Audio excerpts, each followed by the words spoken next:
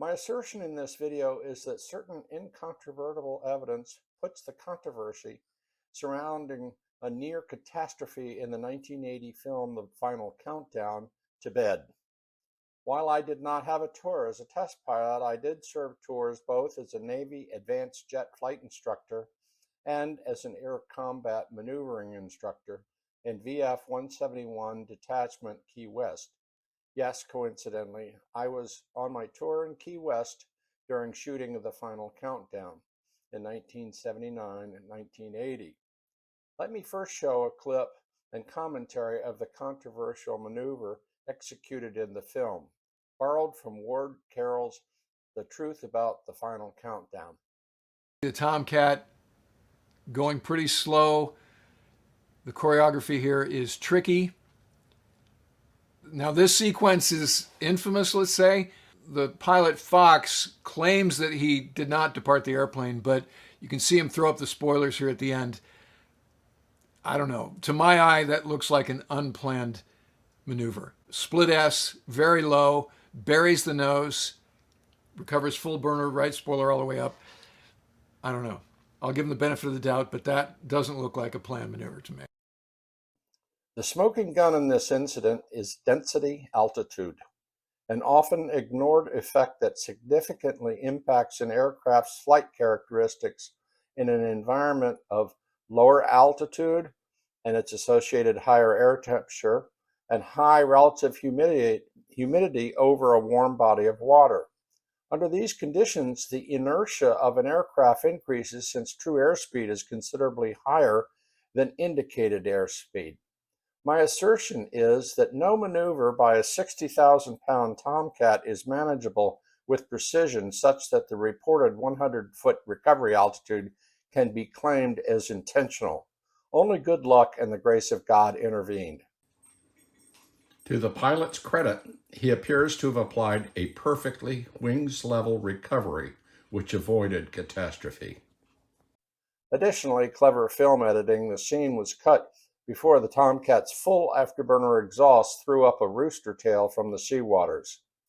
To my knowledge, no one has brought forward the notion that the Tomcat pilot attempted a displacement roll under conditions that very nearly imperiled the aircraft, the crew, and no doubt the film, due to density altitude.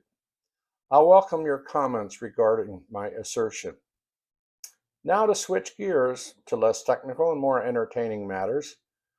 While aircrew of VF-84 were offended having been snubbed by Catherine Ross for a meet and greet, we adopted conks of VF-171 Det Key West had some chance encounters with the cast and crew that were memorable and fun.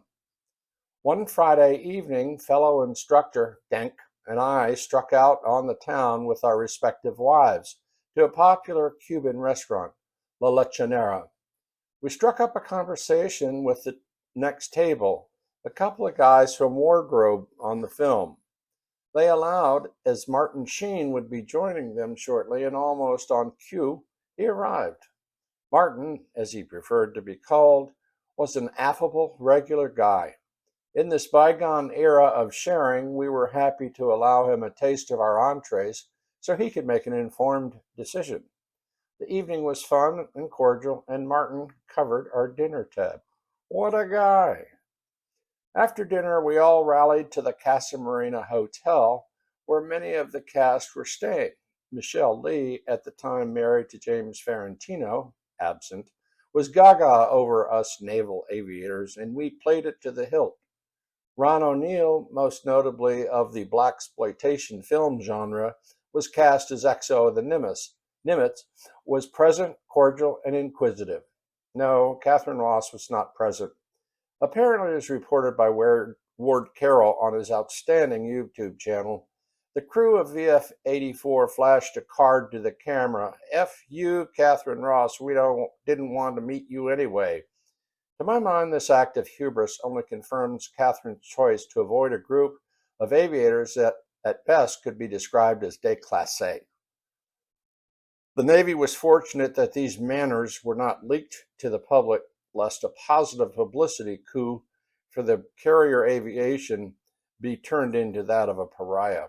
there is no doubt that the lessons learned during production of the Final Countdown benefited the Top Gun franchise that followed 6 years later. Now there's a coup for the Navy recruiting efforts. Thanks for sticking around, and please comment and/or subscribe.